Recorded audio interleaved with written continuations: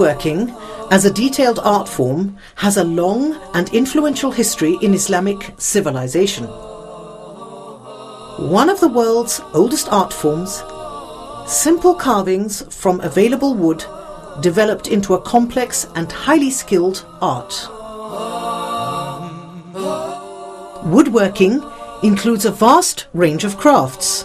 Perhaps the most well-known and Islamically influential form is the arabesque.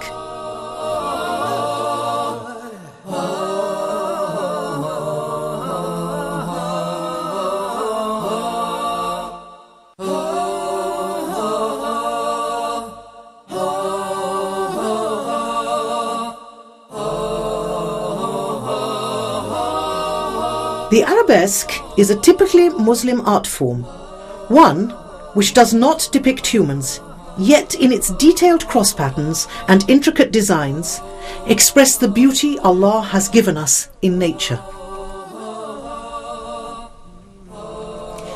The arabesque pattern has long been used in mosques, or more correctly masjid, screening, balconies, and as a decorative pattern copied, yet never quite duplicated, in other civilizations throughout the world.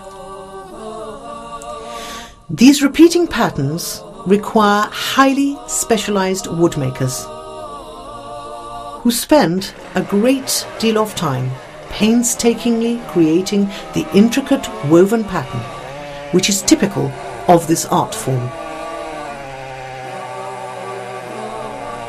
Each artisan must, of course, begin with the choice of wood. Woods vary in their textures, colors, shape, and in their ability to be formed into different objects. In times past, most craftsmen made do with the wood that was most readily available. Certain woods, such as cedar, teak, and mahogany, became highly prized for their deep grain and durability. Other woods, such as pine or poplar, are softer and more readily worked into curving patterns. Many artisans will specialize or prefer to use certain types of trees. Today, modern machinery often helps in sawing the raw lumber into small pieces that are dried to allow any resin or what is referred to as green to dry out.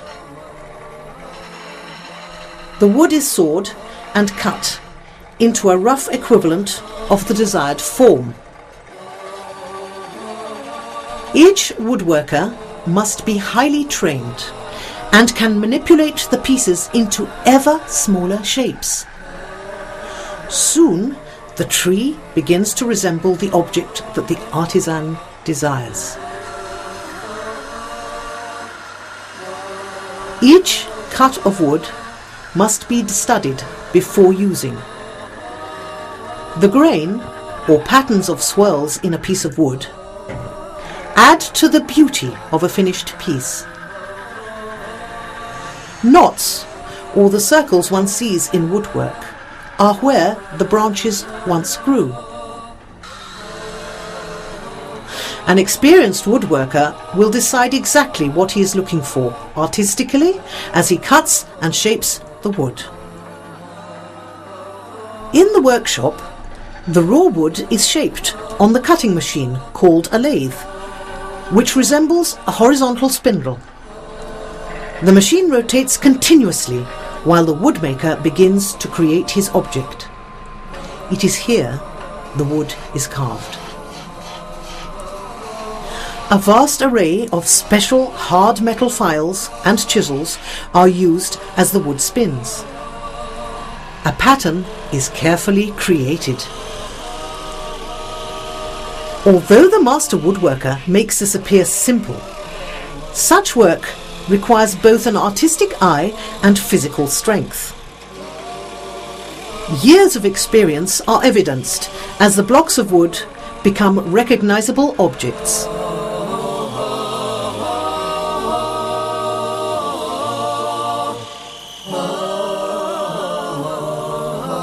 In ancient times, the carvings were done without the use of machines. However, the use of the machine creates a more uniform shape in a smaller amount of time. Almost all of today's wood art is created in this manner. Several woodworkers may labour on different areas of the completed design, all under the watchful eye of the master artisan, who will train only a select few to carry on his highly specialized trade. The beauty of Allah's creation is seen in the perfect simplicity of design, even in unfinished works.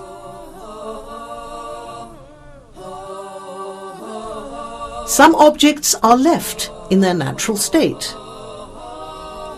Others are meticulously hand-lacquered to impart a slight reflective sheen. This most natural and ancient of art forms is kept alive today by the talented artisans who, although they may use modern machinery today, create each work of art in a timeless fashion.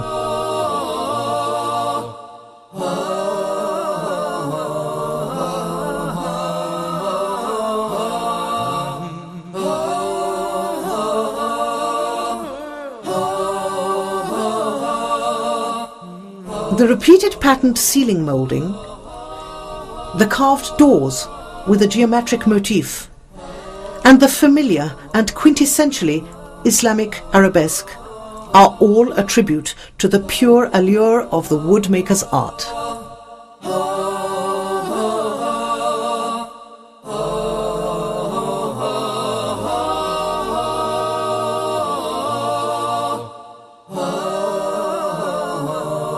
The arabesque pattern can be seen in woodworking and design in many different civilizations.